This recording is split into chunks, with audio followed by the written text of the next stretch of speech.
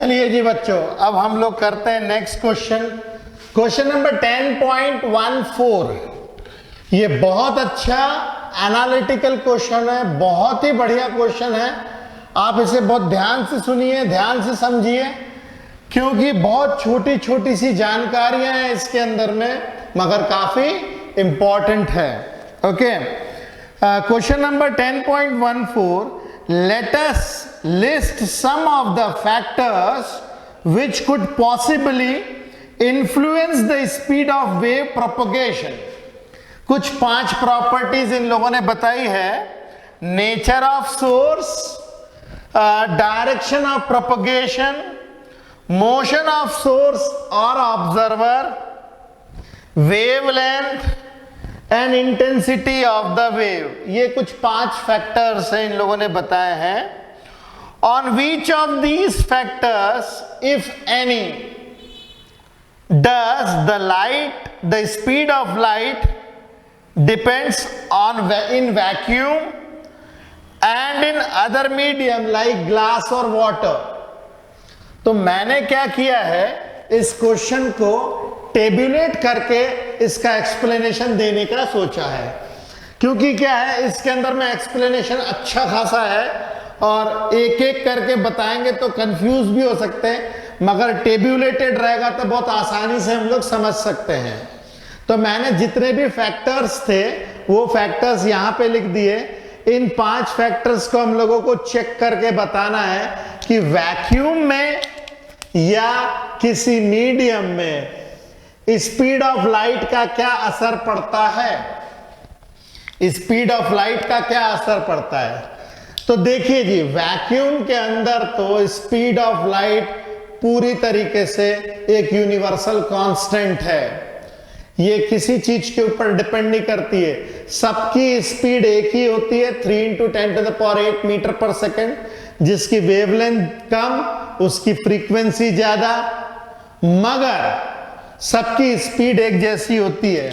मतलब जैसे अगर देखिए हमारे पास में अगर ब्लू लाइट है, वॉयलेट लाइट है कुछ इस तरीके की, और रेड लाइट है कुछ इस तरीके की, अगर रेड लाइट है कुछ इस तरीके की, तो रेड लाइट जो है उसकी वेवलेंथ भले ही ज्यादा हो, लैम्डा रेड का ज्यादा है और वॉयलेट का कम है, मगर रेड की फ्रीक्वेंसी भी कम है। जितनी देर में ये 4 वेव बनाएगा उतनी देर में ये 2 ही वेव बना पाएगा। ठीक है, तो आप ऐसा सोचिए, रेड को और वॉयलेट कलर को अगर हम लोग वैक्यूम में छोड़ दें एक साथ, तो एक साथ निकलेंगे और एक साथ पहुंचेंगे। ऐसा क्यों?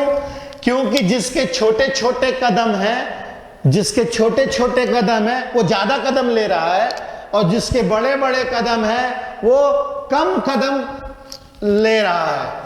कुछ इस तरीके से हर चीज से इंडिपेंडेंट होती है। Speed of light in vacuum is a universal constant independent of all the factors listed here.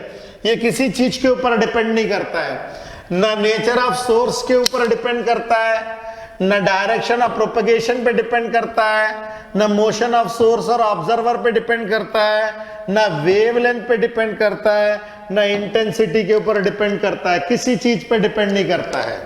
हाँ, अब यहां पे यदि सोर्स और ऑब्जर्वर के इसमें अगर केस लें, it is independent of the relative motion between source and observer, और यही एक्चुअल में क्या है, बेसिक एक्सियोम है, बेसिक लॉ है, प्रिंसिपल है, जो कि आइंस्टाइन्स थ्योरी ऑफ रिलेटिविटी की है, जो अभी तक हम लोगों ने पढ़ी हुई नहीं है, मगर आप केवल इतना मान के चलिए कि आइंस्टाइन की थ्योरी ऑफ रिलेटिविटी के हिसाब से सोर्स और ऑब्जर्वर में अगर जरा सा भी मोशन चल रहा होगा, रिलेटिव मोशन, तो वैक्यूम में ये इसमें इंडिपेंडेंट होता है, स्पीड हमेशा सेम ही मिलती है।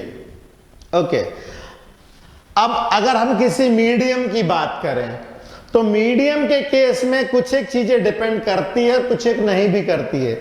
जैसे नेचर ऑफ सोर्स के ऊपर डिपेंड नहीं करता है, ऐसा इसीलिए क्योंकि कोई सी भी लाइट का जो प्रोपोगेशन होता है मीडियम के अंदर में, वो उसके पार्टिकल्स की प्रॉपर्टी होती है, मीडियम की प्रॉपर्टी होती है, ये सोर्स की प्रॉपर्टी नहीं होती है। Wave speed is determined by the property of medium. Medium wave को लेकर के जाता है, इससे सोर्स से कोई लेना देना नहीं है, ठीक है। तो wave speed is determined by the property of medium, और ये हर जगह पे लागू होती है, let it be sound wave और वाटर वेव, है ना। जैसे आपने साउंड बोला हेलो, अगर आपने साउंड बोला, अगर एयर में बोला तो इसकी स्पीड कम होगी, मगर वही चीज आपने अगर स्टील में बोली तो इसकी स्पीड बहुत ज्यादा होगी, ठीक है। तो स्पीड किसी भी वेव की डिपेंड करती है मीडियम पे, वो सोर्स के ऊपर डिपेंड नहीं करती है। दूसरा, डायरेक्शन ऑफ प्रोपगेशन। अगर आप यूनिफॉर्म मीडियम मान के चल रहे हो, आइसोट्रोपिक मीडियम, क्योंकि देखो आइसोट्रोपिक मीडियम तो मानना ही पड़ेगा, हर जगह एक जैसा मीडियम, हर जगह एक जैसा मीडियम।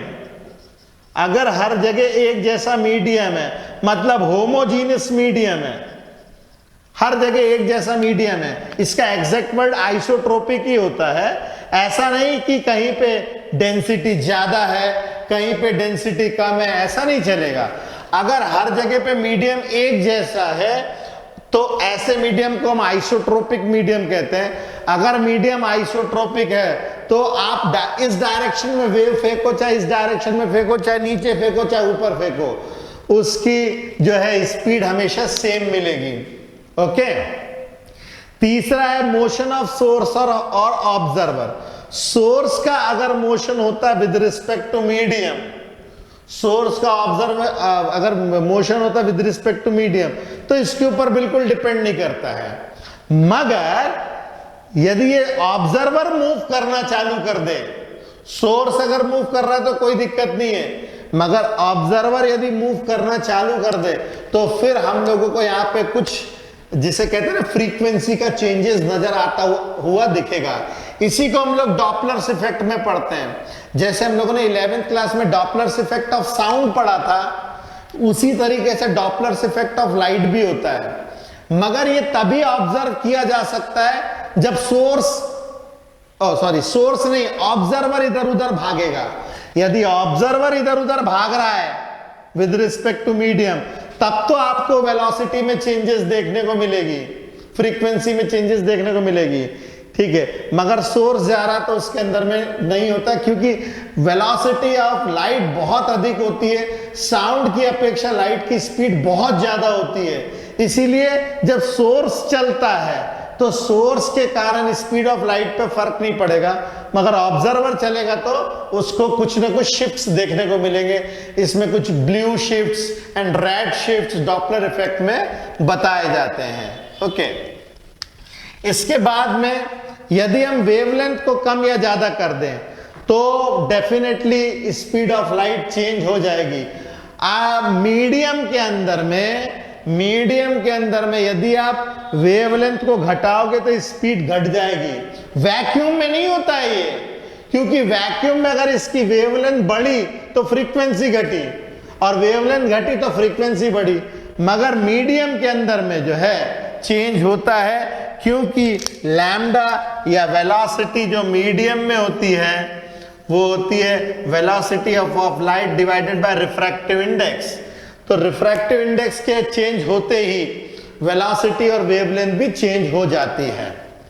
अगला है intensity of the wave. Intensity of the wave जब हम लोग बढ़ाते हैं तो केवल हम लोग आने वाली क्लासेस में पढ़ेंगे, केवल नंबर ऑफ फोटॉन्स बढ़ते हैं, ठीक है। अगर कहीं पे हाई इंटेंस बीम है, हाई इंटेंस बीम का मतलब कुछ इस तरीके से मान करके चल सकते हैं। हाई इंटेंस बीम कुछ इस तरीके से मानी जाएगी और लो इंटेंस बीम कुछ इस तरीके से मानी जाएगी। तो लो इंटेंस बीम और हाई इंटेंस बीम के अंदर में केवल ये डिफरेंस होता है। मगर जो बेसिक पार्टिकल है, ये जो बेसिक पार्टिकल है, ये जो भी बेसिक पार्टिकल होगा वो हमेशा सेम रहेगा, चाहे हाई इंटेंस हो चाहे लो इंटेंस। हाई इंटेंसिटी में केवल नंबर ऑफ पार्टिकल्स बढ़ जाते हैं, उनका नेचर चेंज नहीं होता, नेचर वैसा ही रहता है। मान लीजिए इसकी जो भी एनर्जी है, अगर आपने इंटेंसिटी बढ़ा दी तो एनर्जी नहीं बढ़ती है, केवल नंबर ऑफ पार्टिकल्स बढ़ जाते हैं। तो number of particles incident on the surface अगर बढ़ गए तो अपन बोलते हैं इंटेंसिटी बढ़ गई, और घट गए तो इंटेंसिटी घट गई, मगर इसमें पार्टिकल का बेसिक प्रॉपर्टीज चेंज नहीं होती है।